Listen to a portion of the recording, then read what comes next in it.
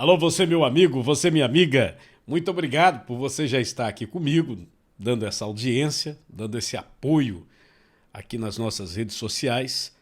Muita gente faz cobrança, dizendo, e a questão da televisão, o outro veículo, está tudo muito bem encaminhado, né? Estamos aguardando apenas algumas situações que não dependem de mim exatamente, são detalhes mais técnicos, tá? Mas já está tudo basicamente definido.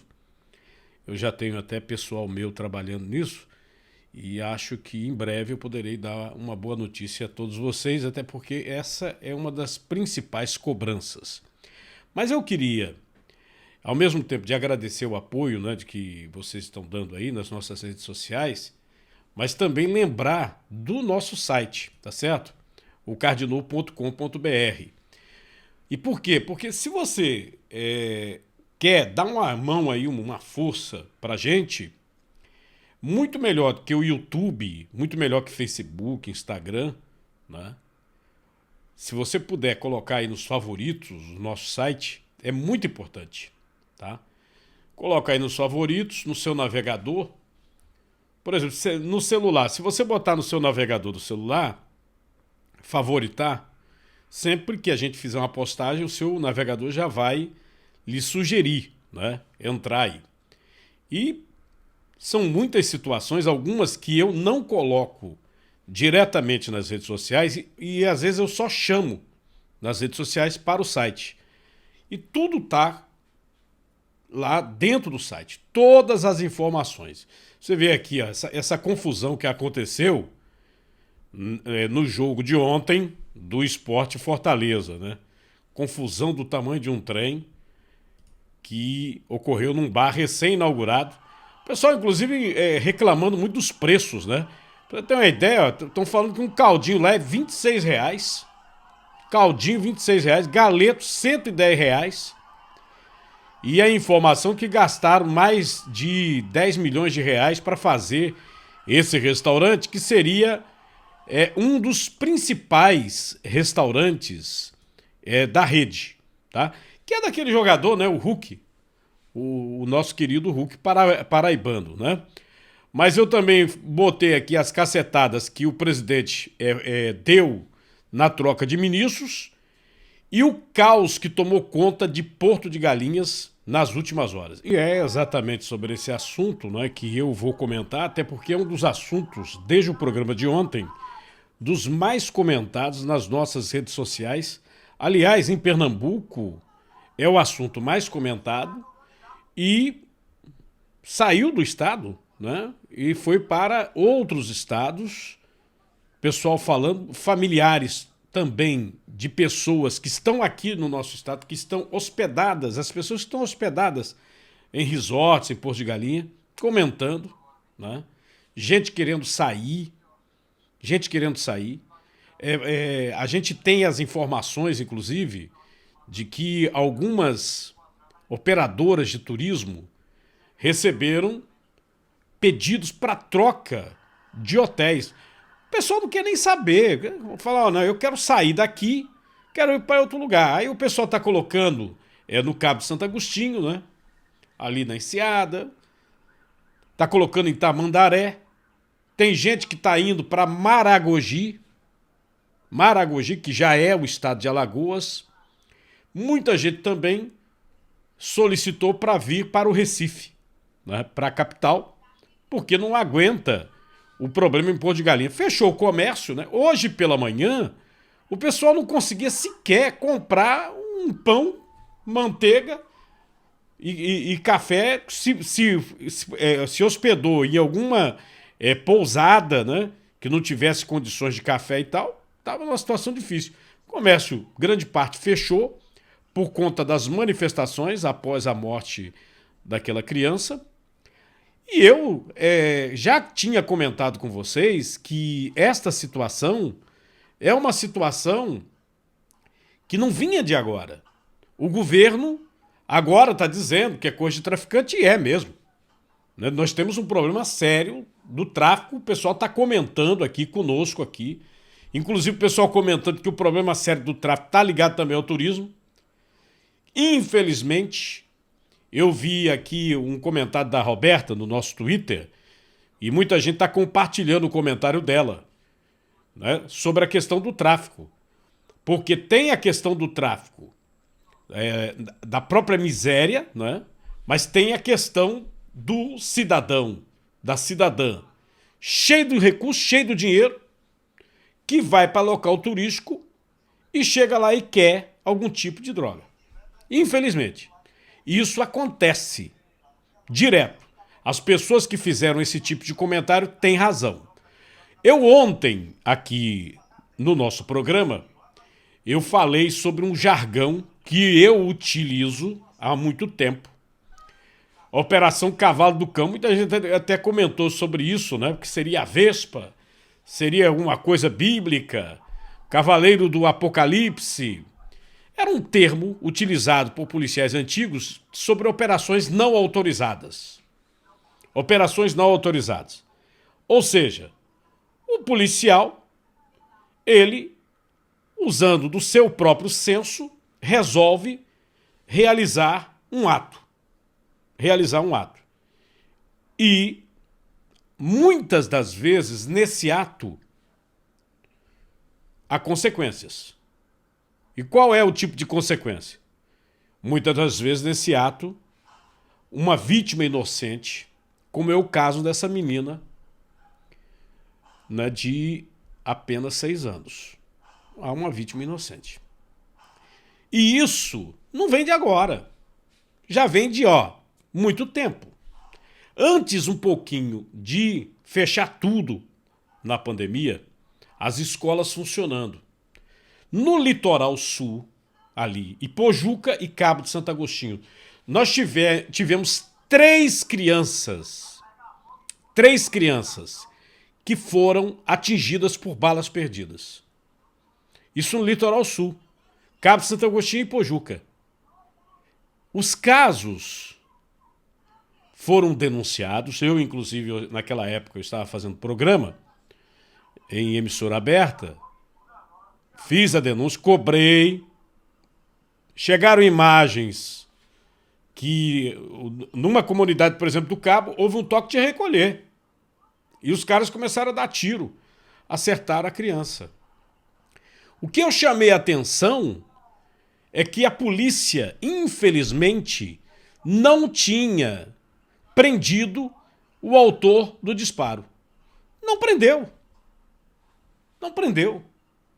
Ah, foi a polícia que foi lá, que fez uma operação. Ninguém fala. Ninguém fala. Infelizmente, essas histórias de balas perdidas ficam a Deus dará. Não existe consequência. No caso específico agora, estão só conversando fiado, né? Conversando fiado. E dizer o que realmente vai fazer, nada. Eu mostrei aqui para vocês ontem, tá? Esse vídeo aqui que mostra o momento. Veja só. Esse aqui é o momento da perseguição. Deixa eu mostrar aqui para vocês. Aqui, ó. Tá vendo? Ó, passa uma viatura, tá vendo? Atrás de uma moto. Aí depois passa uma outra viatura. Tá vendo aí? Esse é o vídeo que tá no nosso site, seria o momento em que os policiais perseguem. Mas eu também chamei a atenção de todos vocês sobre os problemas que já vinham há algum tempo, né? Teve o protesto, né? Teve esse protesto aqui, ó. Deixa eu mostrar. Começou por aqui. Teve esse protesto. Aí depois, agora o caos tomou conta, né? O caos tomou conta de Porto de Galinha, vocês já viram as outras imagens. Mas olha esse outro aqui. Olha aqui. Esse aqui. A fala do pessoal que assistiu. E esse outro vídeo aqui faz 3 semanas, ó. Olha aqui. Houve uma operação na mesma comunidade onde morreu essa menina. Houve um tiroteio. Morreram 2. As informações Eu contei para vocês. As informações é que tinham morrido 2 pessoas nessa operação. Eles socorreram os 2 para a UPA, para uma UPA. O pessoal médico chegou lá e disse: não, mas vocês estão o quê? Falando o quê aqui? Porque já estão mortos. Estão mortos. E aí, ó, o vídeo de 3 semanas. Tocaram fogo em ônibus. O que aconteceu nas últimas horas foi basicamente a mesma coisa.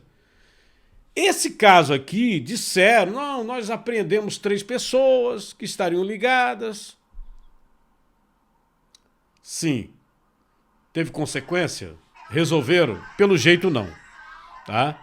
Pelo jeito não resolveram e a gente tá vendo que a situação fica muito difícil a cada momento, a cada instante. Você comenta aí, tá certo? Diz aí o que você tá achando dessa situação. Muita gente está falando o seguinte: o prejuízo, ele não é um prejuízo incalculável. É um prejuízo para se saber até quando nós vamos ter esse prejuízo. Porque Porto de Galinhas é o maior destino turístico do estado de Pernambuco.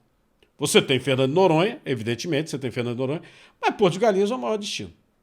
Até quando o pessoal que depende daquela praia, pessoal, inclusive, ligado ao setor de serviço, que é o setor que mais emprega. Não é só no estado de Pernambuco, não. No Brasil todo. É o hotel, é o restaurante. Né? No caso, por exemplo, do miudinho, é o camarada que pega marisco, pega caranguejo, o pescador. Tá todo mundo prejudicado. Hoje, na praia de Porto de Galinhas, a maré baixa, o pessoal doido para levar turista para ver lá, né, os peixinhos e tal, os corais. Não apareceu freguesia.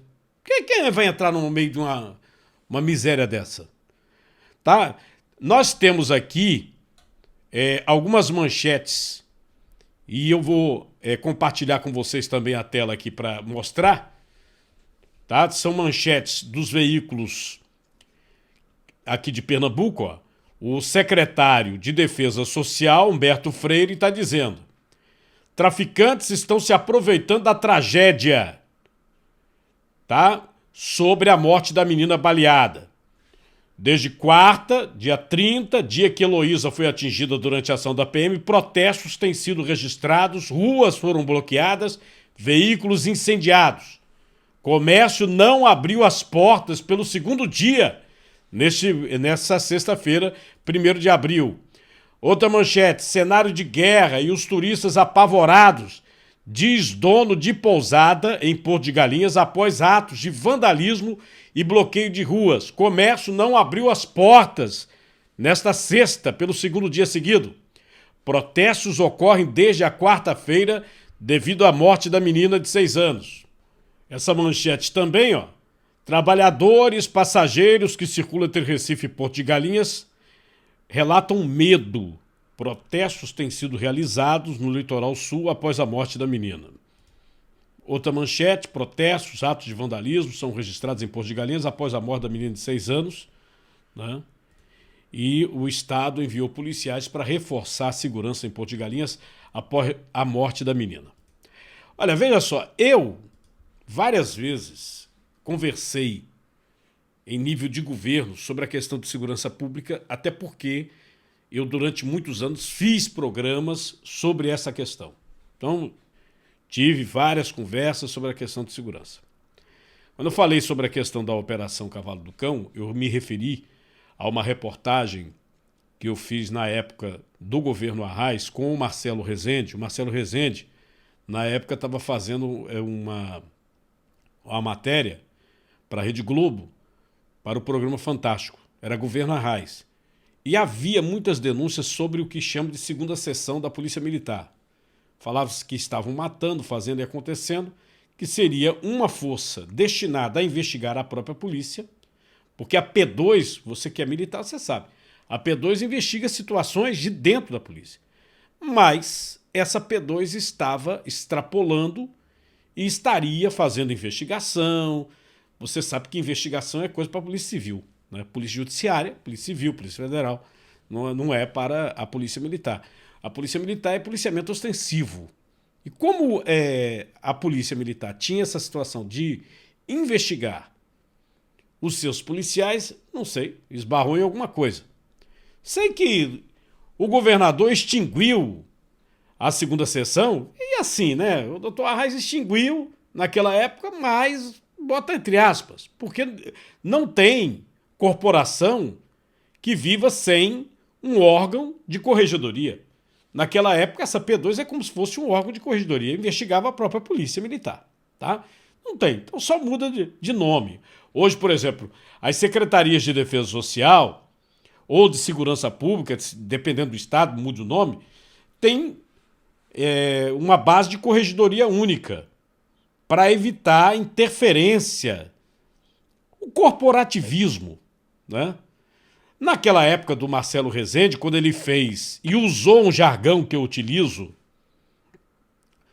se você não é de Pernambuco, você não sabe, mas eu utilizo durante muitos anos alguns jargões, inclusive são registrados como direitos autorais. Alma Cebosa. Alma Cebosa, inclusive, eu tenho um site, Alma Cebosa, que é meu, tá? Eu não botei ainda, mas eu tenho registrado no Conselho Nacional de Direitos Autorais, tá? Alma Cebosa. Durma com uma bronca dessa, uma bronca do tamanho de um trem, trem descarrilando em alta velocidade.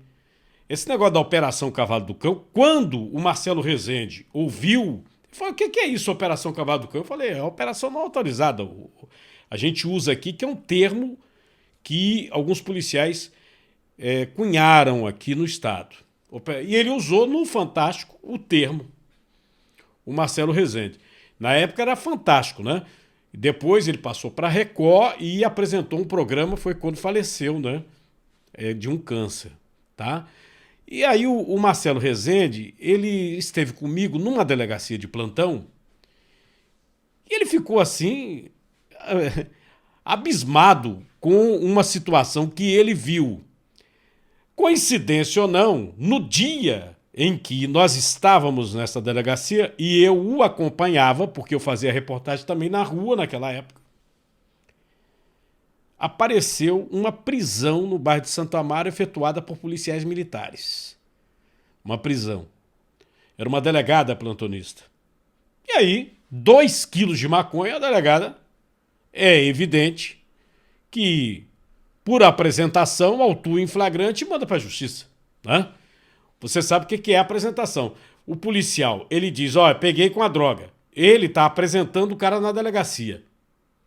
Tá? Como ele é agente da autoridade, a delegada não tem por que desconfiar dele. Então autua o cara.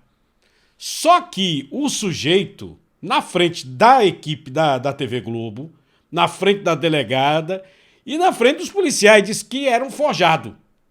Era um forjado. O que é um forjado? Você botar a droga para jogar um cara na cadeia. De ser forjado, e disse o motivo de ser forjado. Aliás, esse tipo de situação, infelizmente, acontece ainda hoje. Tá cheio de história de forjado no Rio de Janeiro, essa história de miliciano, né? É incrível, mas acontece. O delegado do Rio de Janeiro, ele tem que olhar com muita clareza quando chega alguém com droga, porque ele não sabe se é um forjado, se é para tirar alguém da área, botar outro para vender droga, e às vezes é gente da própria corporação, infelizmente. No caso, na frente do Marcelo, na frente da delegada, na frente dos próprios policiais, o cara algemado com as mãos para trás disse que vocês botaram forjado, vocês sabem que eu não vendo maconha. Ele disse assim claramente: eu não vendo maconha, eu vendo cocaína, eu vendo pó. E só vendo pra gente rica, na cara de todo mundo. Vocês estão querendo dominar a área do tráfico. Agora é o seguinte, você sabe que o policial que domina aqui, vocês querem tomar dele. Vê que situação grave. Vê que situação grave. O preso disse que os 2 quilos de maconha eram forjados, os 2 quilos, que ele trabalhava traficando para um outro policial. E que aqueles policiais que o prenderam queriam tomar o tráfico, a zona de tráfico do outro policial. Polícia versus polícia. Bom, A delegada plantonista mandou essa situação para a corregedoria. Até hoje eu não sei que destino teve, viu? Não sei. Sei que naquela época do governo Arraes, muitos policiais foram demitidos. Muitos policiais foram demitidos. E quando o Marcelo Rezende colocou a reportagem no Fantástico, o governador extinguiu, mas tem que continuar, tem que ter alguma coisa na questão aí da corregedoria dentro interna, o trabalho interno. Agora, não tem corporação que viva sem hierarquia e disciplina. Hierarquia e disciplina. E isso, infelizmente, está faltando. A gente observa claramente hoje na política de segurança do estado de Pernambuco. Eu citei o caso daquela manifestação em que algum comandante mandou o choque para lá e algum comandante mandou atirar, né? E duas pessoas inocentes que não estavam nem na manifestação estão cegas. E não foi ninguém preso. Não tem preso. Não tem preso. E ninguém dá a ordem, né? Na hora dessa todo mundo tira o corpo. No caso específico de Porto de Galinhas, nós tivemos 2 mortes, ninguém investigou. Né? A comunidade foi para a rua. Ah, o tráfico domina, toma conta? Toma. Lá é o trem-bala. É aquela operação que a Polícia Civil aqui fez, juntamente com outras polícias estaduais, de 1,6 bilhão. É muito dinheiro o tráfico, comandando. É uma área rica. Agora, a polícia tem trabalhado com inteligência nessa área de Porto de Galinha? Não. Aí agora vai entupir a cidade de policiais, 2 helicópteros, policial, não sei o quê, e o estado de Pernambuco, denegrido em nível nacional, denegrido, vai ser difícil para se levantar, né? Pessoas ligando para as operadoras de turismo, me tira daqui, não quero mais. Não, prefiro até perder o dinheiro. Me manda aí para Maragogi, me manda para o Recife. Uma situação vergonhosa. Uma situação vergonhosa. Mas tudo por quê? Porque a polícia não agiu com inteligência. Você não combate tráfico de drogas com viatura correndo atrás de motocicleta e dando tiro. Me desculpe. Algumas pessoas, inclusive, disseram, não, o pessoal do BOP é altamente treinado. Eu sei. Mas está fora de questão o policial do BOP, um batalhão de operações especiais, fazer um patrulhamento normal ostensivo. Se você tem homem especializado, é para dar. Por exemplo, vamos fazer uma blitz hoje. Precisamos do apoio do BOP. Tá entendendo? Não vai botar o cidadão do BOP fazendo policiamento ostensivo. Não tem noção, isso não existe. Outra situação que desde o presidente da Associação de Cabos Soldados, que foi morto, que até agora o crime não foi solucionado, desde aquele caso, muita gente dentro da polícia comenta. E o Alberison, ele denunciava direto questão de carro comissionado. É um monte de carro comissionado dentro da própria polícia. Dentro da própria polícia. E isso mina a capacidade de contratação da Secretaria de Defesa Social. Você tem uma defasagem só em policiais militares de pelo menos, eu digo pelo menos, 10 mil policiais. O cobertor é curto. Quando chega final de semana, aí que a coisa piora. Porque tem que dar folga. Né? Tem que dar folga. Você não consegue trabalhar cobrindo o estado todo com a força policial que existe. No campo da Polícia Civil, é outra vergonha. Os salários são dos piores do país, né? E dos policiais militares também, viu? Dos policiais militares também. São dos piores do país. A PM e a Polícia Civil, as duas organizações cheias de cargos comissionados, e muitos deles de gente que não tem nada a ver com segurança pública. Nada a ver. E ganhando. E você sabe como é que é esse tipo de cargo, né? Ganha e você procura o sujeito. Não, o paletó dele tá ali na cadeira. Cadê o cara?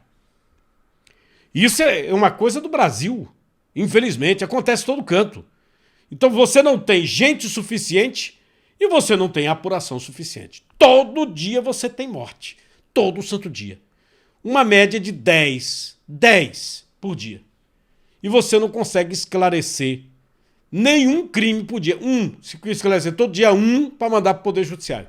Não consegue. Porque senão o Poder Judiciário estaria entupido também. Você teria tribunal do júri, pelo menos uns 10 todo dia. E não existe isso no estado de Pernambuco. É uma vergonha. Uma vergonha. Finge-se que estão dando segurança à população. Fingimento. Não estão dando segurança. Você não tem policial suficiente, né? Nem na Polícia Civil, nem na Polícia Militar. Não tem. E você não tem um setor para trabalhar nessa situação tão grave que é o tráfico de drogas. O governador falecido, Eduardo Campos, quando lançou o Pacto pela Vida no estado de Pernambuco, tentou fazer isso. Ele botou em cima do tráfico, chegou inclusive a premiar em dinheiro os policiais antigos sabem disso, premiar em dinheiro os policiais que faziam as apreensões. E a resolução de homicídios. Cobrou das delegacias, cobrou a resolução de homicídios, que é a situação mais grave que nós temos no Código de Processo Penal. Você não tem coisa mais séria do que perder a vida. Existe hoje aqui, né, em boa parte desse país, uma banalização da vida humana. E o pior, aqui, enquanto a taxa de criminalidade, de morte, vem caindo, segundo as estatísticas do Ministério da Justiça no país, em Pernambuco, é o contrário. 10 ministros saíram do governo, né? Teve a troca de ministros. Teve ministro que eu nem pensava, né? O Pontes, por exemplo, da Ciência e Tecnologia, também saiu. Tá difícil até você decorar quem é ministro nesse momento. Veja como é que foi. O presidente Jair Bolsonaro participou da cerimônia de despedida dos antigos ministros, com a presença dos novos dirigentes das pastas. Todos os mandatários já atuavam no governo federal. Marcelo Sampaio assumiu o Ministério da Infraestrutura. Ele entrou no lugar de Tarcísio Gomes de Freitas. No Ministério da Agricultura, Pecuária e Abastecimento, tomou posse Marcos Montes, que substituiu Tereza Cristina. Ronaldo Vieira Bento assumiu o Ministério da Cidadania, no lugar de João Roma. No Ministério do Desenvolvimento Regional, o substituto é Daniel Ferreira, no lugar de Rogério Marinho. José Carlos Oliveira é o novo ministro do Trabalho e Previdência, em substituição a Onyx Lorenzoni. Carlos Brito assumiu o Ministério do Turismo no lugar de Gilson Machado. Cristiane Rodrigues é a nova ministra da Mulher, da Família e dos Direitos Humanos, no lugar de Damares Alves. No Ministério da Ciência, Tecnologia e Inovações, Paulo Alvim substituiu Marcos Pontes. Na Secretaria de Governo, entrou Célio Faria Júnior, em substituição a Flávia Arruda. Além dos 9 ministros que tomaram posse na cerimônia, também o general Paulo Sérgio Nogueira deixou o comando do Exército e foi nomeado ministro da Defesa, em substituição ao general Braga Neto. As mudanças ocorreram por causa da lei de inegibilidade, que define que os ministros que desejam se candidatar deixem os cargos em até 6 meses antes do primeiro turno. Os novos ministros que entram a partir de agora vão dar continuidade às políticas públicas já desenvolvidas pelo governo federal. Eu quero agradecer aos ministros que nos deixam hoje. Boa sorte aos que estão chegando. Falei para eles exatamente o que falei para aqueles quando eu os nomeei em janeiro de 2019. O ministério é de vocês. Eu tenho o poder de veto se perceber algo que está acontecendo de errado ou que não está indo muito bem. Converso com vocês, portas abertas aqui. É uma tremenda responsabilidade. Na Europa, além do problema hoje de escassez de alimentos, você tem uma taxa inflacionária sem precedentes, pelo menos nos últimos 50 anos, viu? 7,5%. A inflação anual na zona euro atingiu um recorde de 7,5% no mês de março e nos 19 países que utilizam a moeda única, a tendência é de subida desde o início do ano, com 5,1% em janeiro, 5,9% em fevereiro e 7,5% em março. De acordo com o Eurostat, Portugal registrou em março uma taxa de inflação de 5,5%, a mais alta desde 1994. Todos os preços de bens e serviços têm vindo a subir, mas para esta escalada contribuem fortemente os aumentos dos preços da energia, que registraram uma taxa de inflação homóloga, em março, de 44,7%. A alimentação, o álcool e o tabaco são a segunda componente em que os preços mais subiram, com uma taxa de 5%. Os governos estão sob forte pressão, com protestos a surgirem em vários países. O Banco Central Europeu está a equacionar respostas para este aumento acelerado do custo de vida. É provável que as previsões de crescimento da eurozona venham a ser revistas em baixa. A escassez é sentida em toda a Europa, né? Pra você ter uma ideia, uma comida tradicional é o fish and chips, principalmente no Reino Unido, ali na Inglaterra, né? Difícil você ver um restaurante lá em Londres que não tenha o peixe frito com batata frita. Fish and chips. Só que tá faltando peixe. Resistiram ao Brexit e à pandemia, mas milhares de lojas que vendem os tradicionais fish and chips britânicos podem ter de fechar portas por causa da guerra na Ucrânia. Na estância balnear de Brighton, na costa sul de Inglaterra, há falta de peixe branco fresco, pronto para ser envolvido em massa e ir à frigideira acompanhado com batatas fritas. Estou nesta indústria há mais de 30 anos, nunca houve falta de peixe, nunca tivemos falta de nenhum produto. Temos uma herança de 160 anos e sempre fomos vistos como uma refeição barata. As nossas margens sempre foram bastante baixas, trabalhamos em volume. Infelizmente agora, com os preços inflacionados, é muito difícil proteger as nossas margens. Na verdade, elas foram dizimadas. E depois, obviamente, temos o IVA sobre o preço de venda. Somos apertados de todos os lados e isto está a colocar muitas empresas sob pressão. A Rússia fornecia entre 30% a 40% do peixe vendido nestas lojas. E a Ucrânia é o maior exportador mundial de óleo vegetal. Agora não há peixe disponível ou só em quantidades muito pequenas e o preço duplicou em relação ao ano passado. O que precisamos é que outros países como a Noruega ou o Reino Unido, que também produz muito peixe branco, comecem a preencher a posição que em tempos foi da Rússia. E isso vai levar algum tempo. Estamos a tentar absorver estes custos, tanto quanto possível, não queremos passá-los para os consumidores. No século XIX, o peixe com batatas fritas era servido como prato único. Desde aí tornou-se num alimento básico no Reino Unido e num clássico da gastronomia nacional. Temos de continuar a apoiar todas as empresas locais. Eu vou comer peixe e batatas fritas sempre que puder, porque faz parte do meu crescimento, faz parte da minha cultura.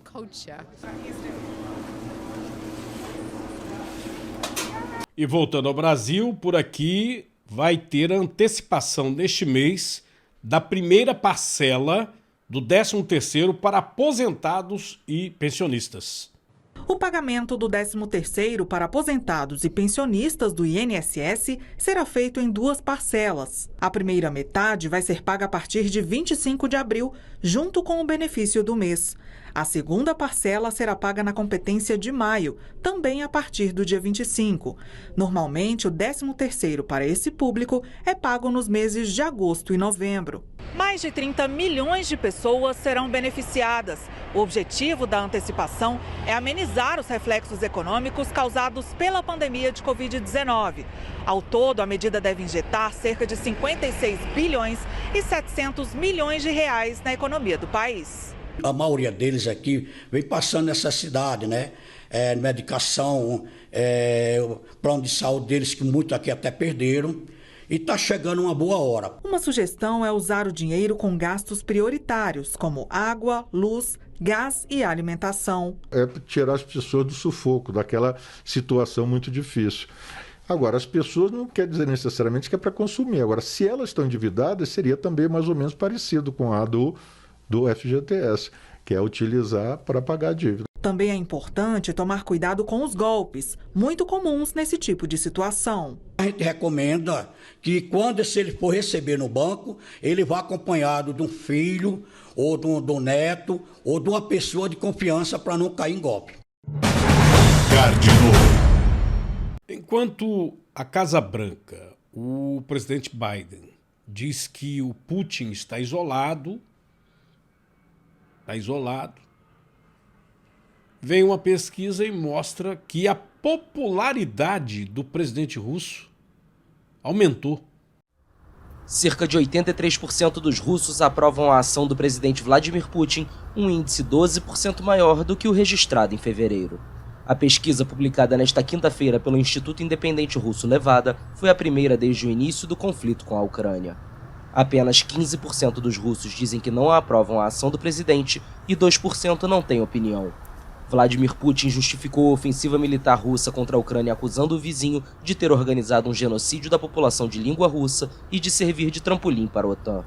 A mensagem é difundida diariamente pela mídia estatal, enquanto críticos foram forçados ao silêncio ou ao exílio, sob pena de severas sanções criminais.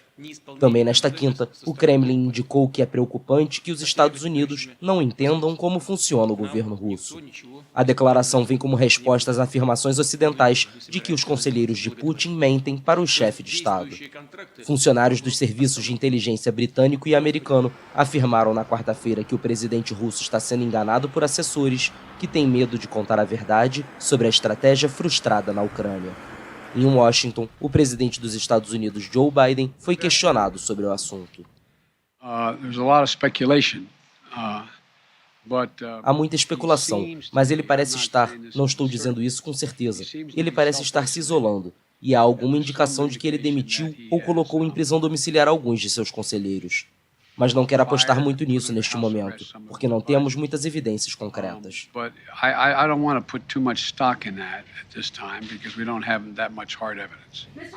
O democrata também se mostrou cético com o engajamento russo em uma desescalada no conflito. Para Biden, é possível que qualquer retirada de cidade, se acontecer, tenha sido ordenada apenas para permitir ataques crescentes em outra área da Ucrânia, a região do Donbas.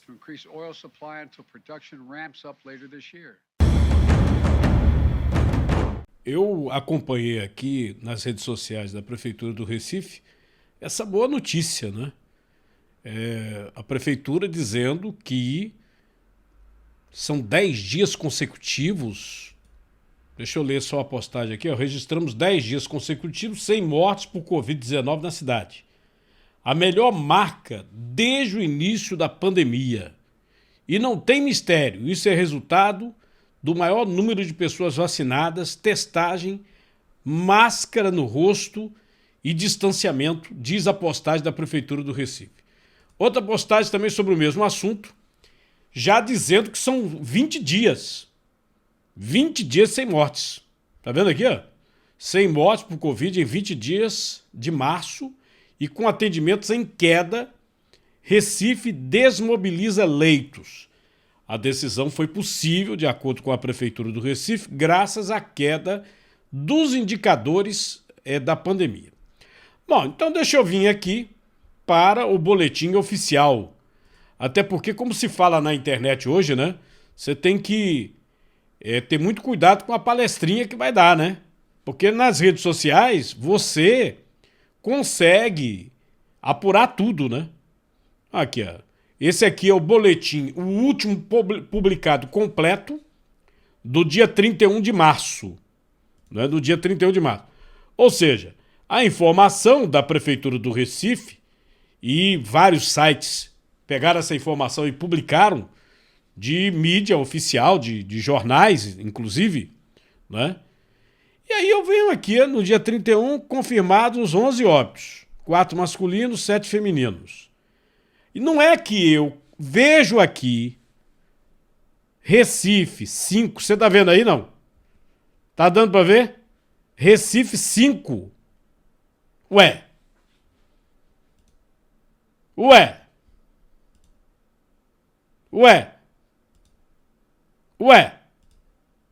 5?